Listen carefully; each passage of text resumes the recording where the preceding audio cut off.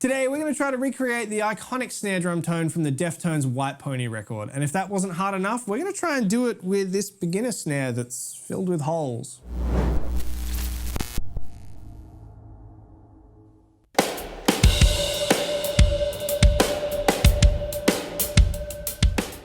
Man, Deftones. I mean, what can you say about this band that hasn't already been said? They are so hugely influential. When they came into my life as an early teen, they completely changed how I thought about music and the styles of music that I enjoyed. And as a musician, I mean, Abe Cunningham's drumming alone changed the way that I approached the instrument. And especially in regards to today's video, changed the way I thought about drum sounds. I mean, from record to record, Abe has always had a very recognizable and iconic snare drum sound. So when we decided to do the White Pony snare for this video, I was really excited. Honestly, I was like super enthusiastic about it. I thought it would be fairly achievable. No big deal, right? So I started my research. I began looking at anything I could find that could shed some light on how this record came to be. Everything from how producer Terry Date might have approached recording and mixing the record, all the way to just what snare drum did Abe actually use. And it was around this time that reality started to set in, and I realized I might have bitten off a little more than I can chew, because despite the fact that this is such an iconic record, there's not a lot of concrete info about these aspects of it. I mean, for one, Terry Date, he's not the most social media mix engineer. There's not playlists upon playlists of how he does exactly what he does. So, you know, you kind of got to dig a little bit to figure it out. And as far as the snare drum, there was a lot of conjecture. People were saying it might have been a Tama bell brass. People were saying it might have been the vented snare that Abe was so known for using. I even saw some people say it might have been a Babinga snare. It became apparent to me in this moment that this was going to require a lot of trial and error. So unlike some of my other snare deep dive videos where I've done a lot of this in real time, I'm going to take you through what the last 3 weeks of my life looked like trying to figure out how to get this tone. Let's go.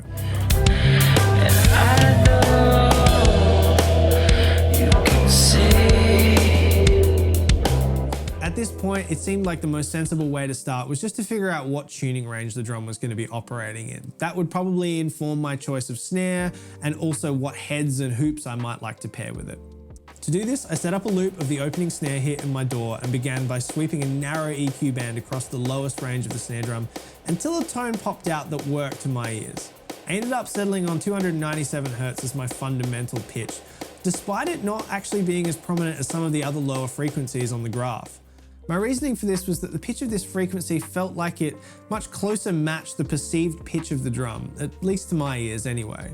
And I was also conscious that there was a lot of distant room mic and reverb in this drum mix, and oftentimes these things can end up adding a lot more low-end information to the sound of a snare drum. So I didn't want to be too influenced on what my eyes saw on the graph, and instead I trusted my ears and remembered that this is a pretty high-tuned snare, so the fundamental would usually be sitting a little higher. So with 297 Hz in the front of my mind, I set to work choosing a drum that I thought would hit the mark. With all the conjecture surrounding Tama bell bronze or OCDP vented maple snare, my head was spinning about which one to choose. But I tried to block all that out and just think about, what do my ears tell me? What's my perception of this snare drum tone? And when I think about the snare sound on White Pony, and specifically on Digital Bath, I hear this very dry, very throaty, mid-rangey, high-tuned crack, but there's some warmth to it.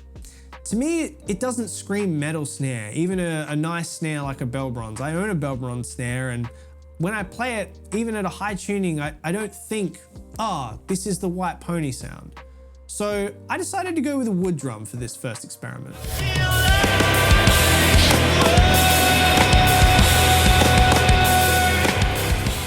First drum I tried was an Evetts 14x5.75 Spotted Gum, mostly chosen for its size and sharp transient. I swapped out the batter side triple flange hoop for a die cast to focus the drum a little more, and it also had the added benefit of giving it a bit of extra crack on the rim shot. The first head combo I used was a regular Remo coded controlled sound over a standard Hazy snare side, and after tuning it up to an eye-wateringly high 297 Hz as a fundamental, even an entire packet of gels couldn't tame that really vocal mid-range tone of this drum.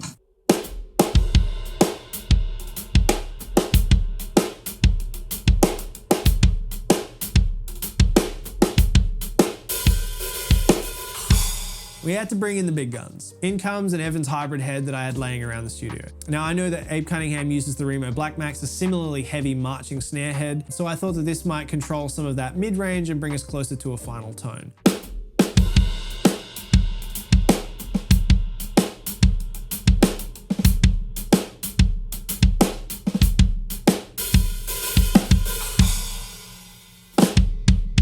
And while it did do what I hoped it would do, my final impression was that there was just too much low-end power in the drum and I needed something a little thinner and raspier sounding. Now, an important piece of info came to light at this point. The Terry Date Slate sample pack that came out a number of years ago actually includes drum samples taken from the drums that were supposedly used on White Pony. And the snare is none other than an OCDP vented snare. If you haven't seen my last video on vented snares, it is definitely relevant to this video, so go and check it out. I'll leave a link below in the comments. But suffice to say, this is when things got a bit weird. So me and my trusty power drill set to work on a crappy Dixon snare that I had laying around the studio that had no other purpose in life. To my surprise and delight, the additional vents turned this drum from a pretty useless, awkward sounding beginner snare into something a lot more interesting and definitely more usable. I'd recommend checking that video out for a far more detailed overview on the specific things that changed. Go on, I'll wait. With my holy drum in tow, some further recording and testing were needed.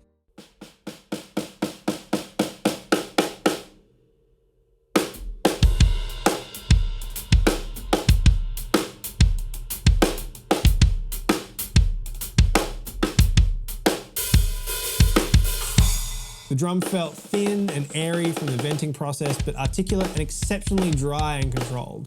With a little extra muffling to tame what could be the final shred of resonance that was left in this drum, we finally had it.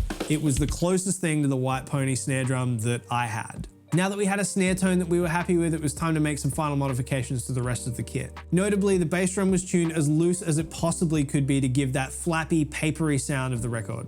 The toms were left relatively similar to my regular tuning. Unfortunately, I don't have an extra 10-inch tom for this drum kit, but we'll just have to settle for an additional second splash for some extra Abe Cunningham authenticity. A few test runs of the song later, and now it was time for the tricky part, the mix.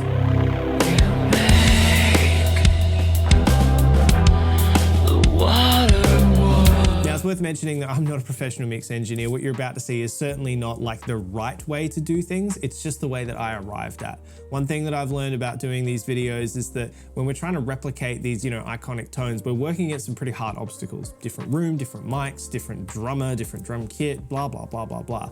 So while the setup and the tuning of the drum is, a huge part, arguably the largest part of how we get the tone that we get, the presentation of that through the recording and mixing process is a little bit more complicated. So I've done my best to sort of arrive at an end goal that I think captures the essence of the mix, but keeping in mind that I'm not Terry Date and I don't know exactly what he did, and I'm using a bunch of different stuff in a different room. So let me show you what's going on. So I've got the session open here. Let me just go through a few things. So first of all, we have the mics, the 3 kick mics. We have the kick in was the Behringer BA19A. The kick hole or kick port hole was the Shure Beta 52. And the kick out is my Warm 47 Junior. They are all being summed into a kick bus. The snare top was a Biodynamic M201. Quick shout out to Biodynamic for actually sending me that microphone and these awesome DT900 headphones. They just reached out to me and were just like, hey, we think what you're doing is cool and here's some stuff and I hope you like it. No pressure. Like, I think that's really rad that a company actually took the time to reach out to just try to support a new creator with no real strings attached. They didn't sponsor anything about this, but I think that's pretty cool. The snare bottom, Shure 57, into a snare bus. The rack and floor and other floor, which I'm not using, are my CAD M179s into the tom bus. Overheads, space pair of Rode NT5s. The hi-hat mic is a Carolyn Axis 88. It's like a cheap small diaphragm condenser. China SM57, not the right choice for a spot mic there, but it's what we had. And if all else fails, chuck a 57 on it. Into a cymbal bus. And then my ambient mics, we have my knee mic, which is the SM7B that you see sitting over my bass drum in the video. A mono room mic, which is sort of like off camera, right next to where the camera was, sitting low in front of the bass drum. The close rooms They are MXL V67s. They are in the far corners, upper corners of my little room in here. And my far rooms are just a cheap pair of small diaphragm condensers that I put out in the other room, attached to this room, leave the door open, and make a whole lot of noise. And they're not doing a whole lot, but they're there. And these are all getting some to a room bus. They are then all being sent to drums. This is like the drum master for some processing. And then the drums and the track drumless that we have here are being sent to the sub mix, which is essentially acting as like my two bus, like my mix bus. And the reason that that is acting as the mix bus is because I have down here the full song. This is the actual like studio recording of the track from the album. And that is being sent straight to my stereo out, which as you can see here has nothing on it. So this allowed me to listen to the full song in solo with none of my usual master bus processing on it. So then I could flip between that and my sub mix, which had, you know, all of my stuff and the drumless version of the track that I made with Moises, you know, the final product you heard in the video. And I could compare the two without having to like, you know, mess around with ridiculous routing. So this just kind of kept it nice and clean and easy. So let's now get into a bit of a top-down approach as to like how I piece this together. Starting with the master bus, essentially, the submix bus. I have the virtual bus compressor gray, FG gray here. This is just like the standard like Nolly get good setting. I use this on pretty much all of my mixes. And it's basically set to, it's just doing about maybe 3 to 4 dB of gain reduction on the snare hits.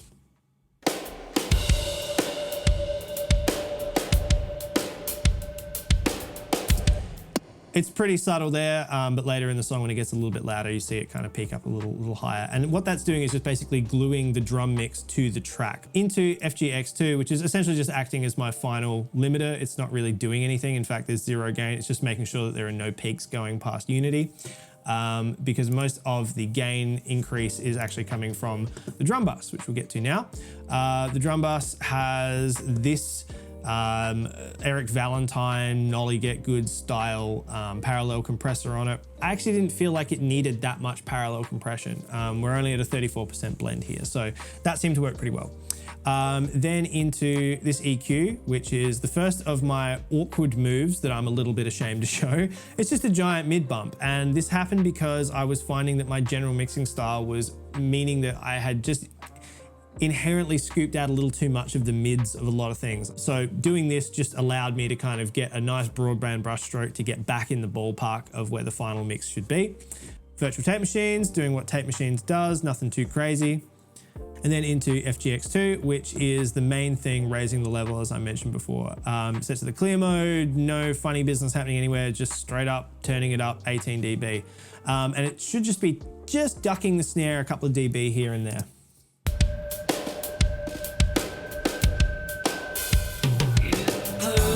You can see it's just tickling it here and there. Now let's talk about the individual mics. I'm going to turn off a bunch of these reverbs because they are kind of clouding what is going on a little bit. So the kick in, we have some EQ, sort of standard moves here, cleaning up a lot of the lows from the inside.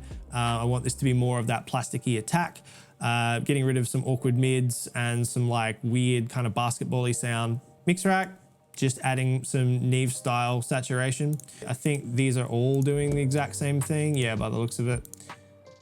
A little bit of compression on the outside kick mic, the 47 Junior, getting a little bit more bloom out of the lows, the sub lows of that. The porthole, which is the Beta 52, just a bit of a notch at 4.75, just to bring out a bit more presence in it. The kick out, this is sort of acting as like a poor man's sub kick. I'm just taking out everything below 1.8K. Traditionally, I'll actually move that a bit lower, but in this case, I didn't want to make it too subby. That seemed to work just fine.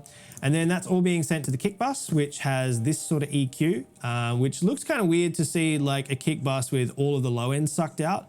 Basically what this is a way of, you know, I guess boosting the high end in a shelf-like manner, but sort of the other way, the subtractive EQ. We are gating just with the kilohertz gate. Pro MB, where we are ducking all of the high end on everything other than when the kick hits. It's sort of just like a multi-band gate. From KONF Audio, just doing 2 dB of compression, I think. And by a few, I mean 20. This thing's gnarly. It does sound very cool. I'll try it on and off, right? Let's solo the kick.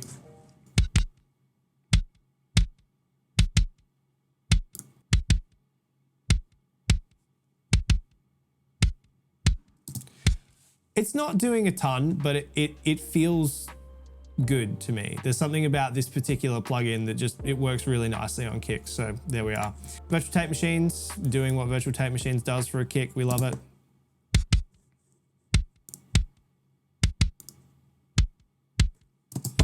Just fattening it up a little bit. Infinity EQ now, we are notching out a band around 147 that was sounding a little weird, 486 that was a bit of gross mid-range, and then we are low passing everything below 10K. Cool, final kick sound.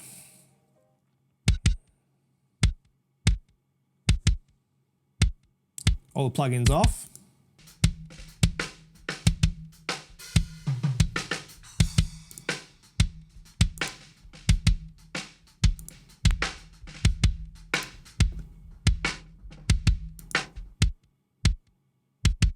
Now the kick sounds a little bit like anemic there, maybe a little thin and too short.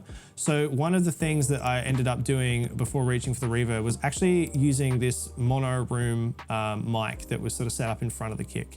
I'll show you with and without it.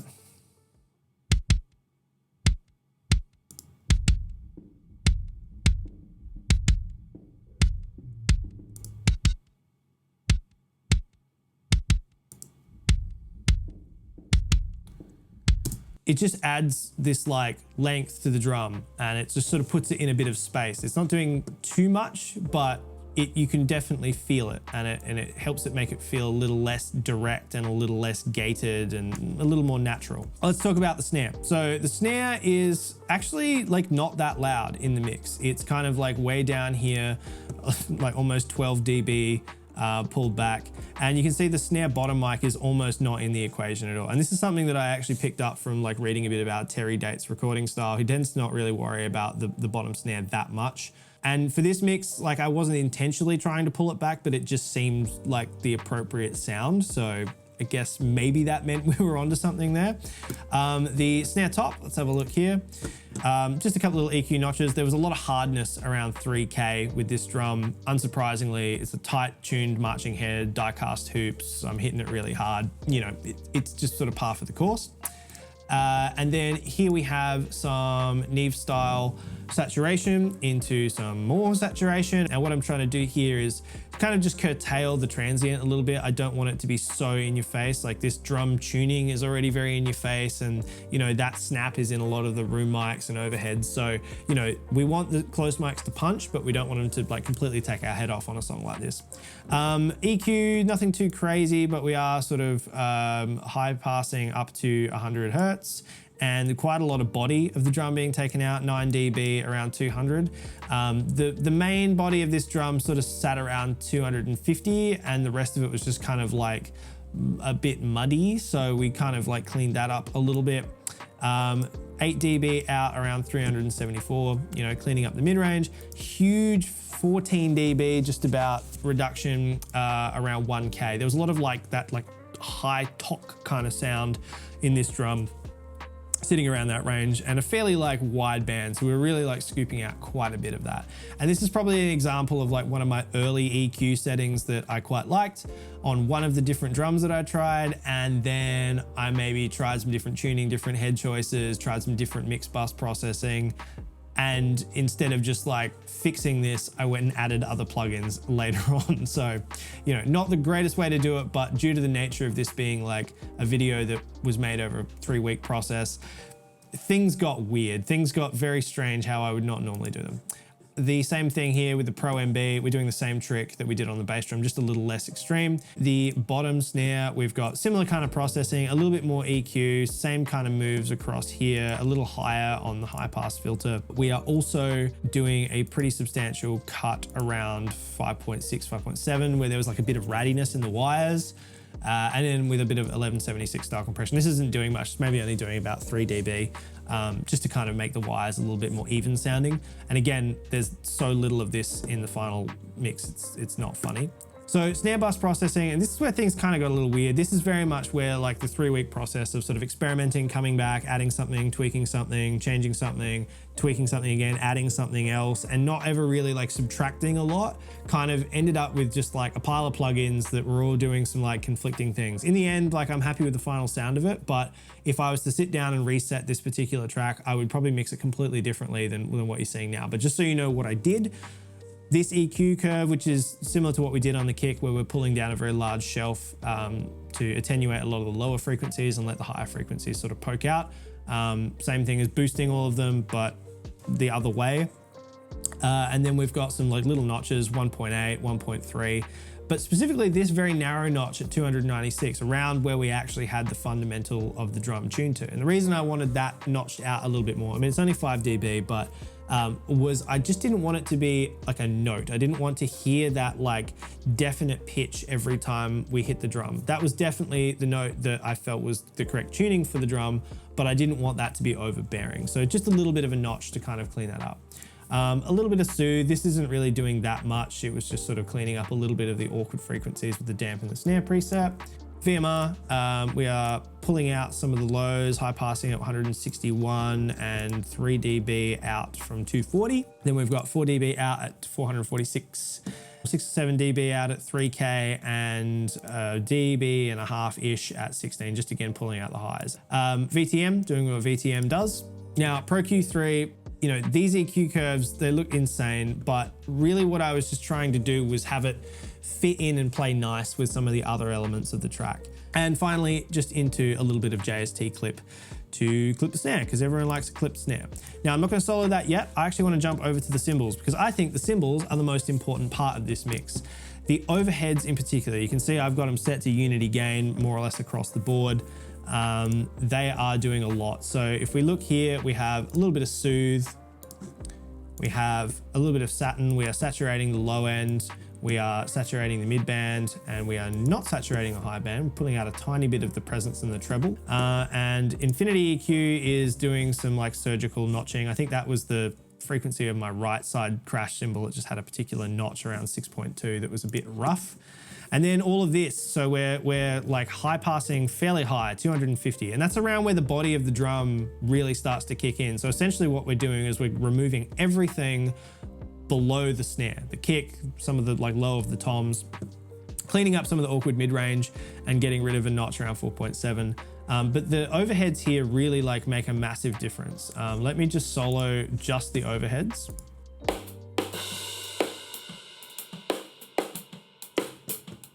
Add the other hi-hat and China close mics.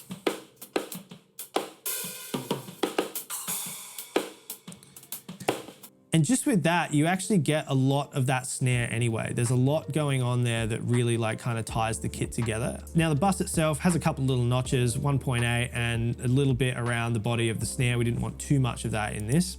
But here we have the Custom Series EQ doing a 211 Hertz high pass filter, tiny notch out at 600. You could probably turn that off and not even notice it, but apparently I felt it was really important. And then this compressor, right, the FG401, it's actually doing quite a lot of compression.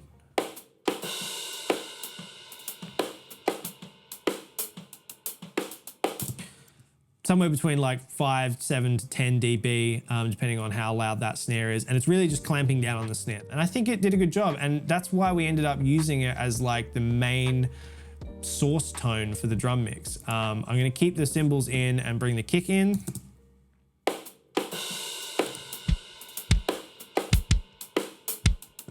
Bring in that mono room. Bring in the snare close mic.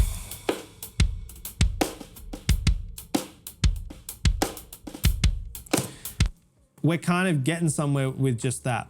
The toms, not a lot going on here. There's actually not a lot of toms in the song.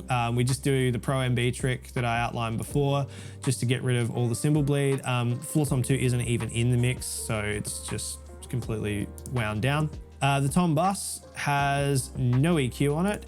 It has a gate and it has FabFilter Satin. There is so few toms being hit in it. I just processed them all as an entire group. We're keeping the lows, we're saturating it a fair amount, drive up to 60% on the warm tape mode, pulling the mids out a tiny bit. Saturating a lot of this mid band, but then also just like destroying it, getting rid of like 32 dB of it, getting rid of all the honky stuff, and then just leaving actually quite a bit of high frequency information, boosting the highs 5 dB and driving them quite substantially. So that's it. That's my tom mix. Done. Now over to the last few ambient mics. We have the knee mic, which honestly, it's not featured super heavily in this mix, but it was sort of adding a nice little bit of realness to it. We have an EQ curve that, again, it looks ridiculous, but really if you imagine this, that what we're doing is trying to pronounce these particular gulfs of the EQ curve, and especially the high end, brighten it up. That's just another way of doing it. Hitting it with the pawn shop comp, with the hit harder preset. I don't think I changed almost anything about this. I just sort of left it and maybe trimmed the volume down. Sounded good, so we left it. That's doing a little bit.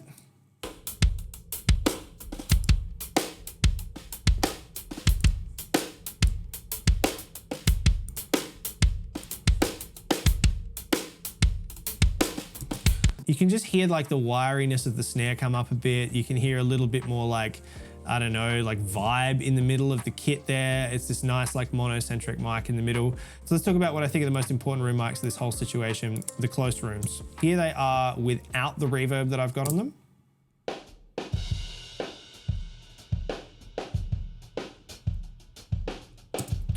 To get that tone, all we did was get rid of a bunch of the high frequency cymbal information. There was a weird spike around 2K, some mud around 500 and 300, pretty standard moves. There was a weird like build up around 157 that we got rid of as well. Hitting into Soothe, drum room harsh preset. The drum room sounded harsh. It fixed it. The VMR, we have the Brit 4KG style saturation, and we've got a distressor set to just like the drum room big preset.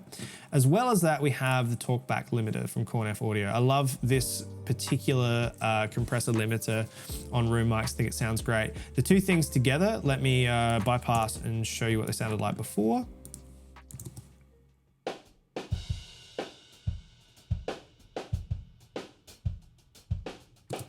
Cool, but kind of thin.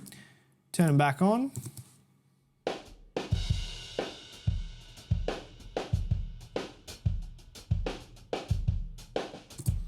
Add some serious mojo, especially to like the kick. It really brought the kick to life, I thought. But the most important plugin in this entire chain is this, Valhalla Supermassive. This is an awesome plugin. It's free. The dirty snare preset is fantastic. And it takes it from sounding like this to this.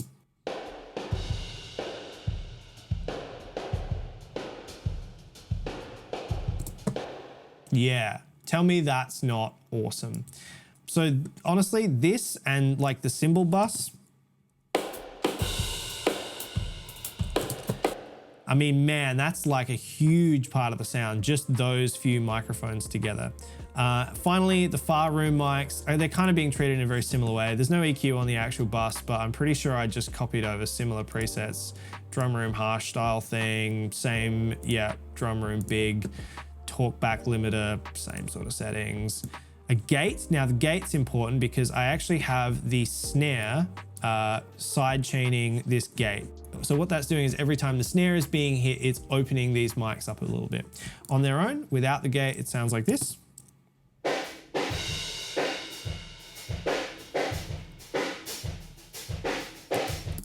And then with the gate and the snare engaged,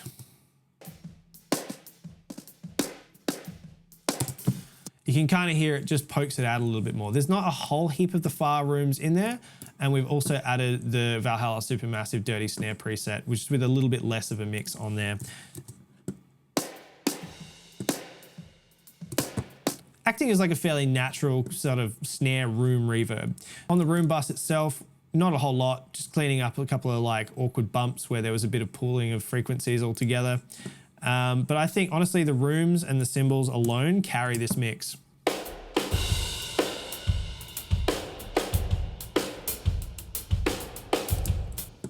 Awesome. add the kick and the snare and the toms in.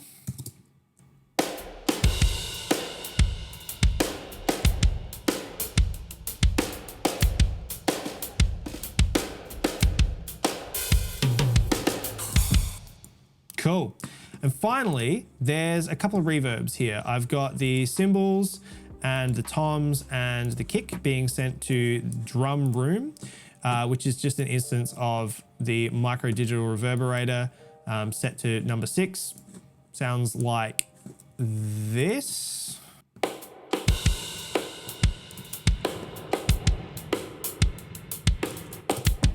Nice big swimmy style reverb, just gluing everything together.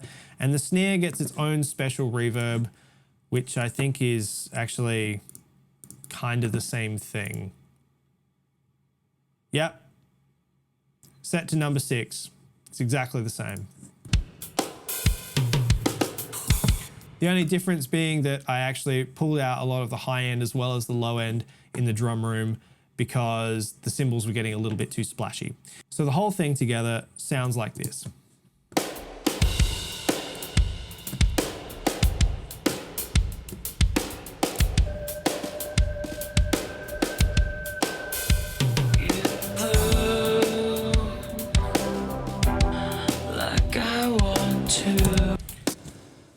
And that's it.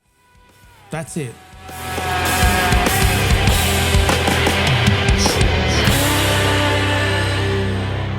And there you have it. The culmination of the last 3 weeks of my life, taking power tools to drums, going back and forth on different tunings, drum selections, head choices, mix techniques, and literally becoming the living embodiment of this meme. But you know what? I'm happy with the result. It was a labor of love, and it might not be a one-for-one copy of the sound, but I think we managed to capture the spirit of this drum mix. And that's cool. I think it's important to remember that recording music is really a battle of compromises. Every choice you make influences the end result, maybe by 1% or a fraction of 1%, but these things add up over the course of a recording and mix session. And when you're trying to replicate something completely, I think those percentages add up even more because you know the reference material. So I think to even get in the ballpark is an achievement. And certainly for an amateur mix engineer like myself, I'm content. Now, if you'd like to get your hands on some samples of this drum, I recorded a bunch and they are waiting for you over on my Patreon page. It's only $5 to get in. There's samples of that, the Paramore snare that I did, the Sleep Token snare that I did, a whole bunch of stuff. Every subscriber goes a really, really long way to supporting me, the channel, and making sure I can continue to do this, because this video took 3 weeks to make and I literally destroyed a snare drum to do it. So, you know, help a brother out. So if you enjoyed this video, you got something out of it, it would mean a lot if you hit the like button, hit the subscribe button, share this video around, and leave me a comment about what snare drum you'd like to see me tackle next. I'm really enjoying this series. I'm learning a lot. I hope you guys are too. It's been really interesting. So yeah, let me know what you'd like to see. Till next time.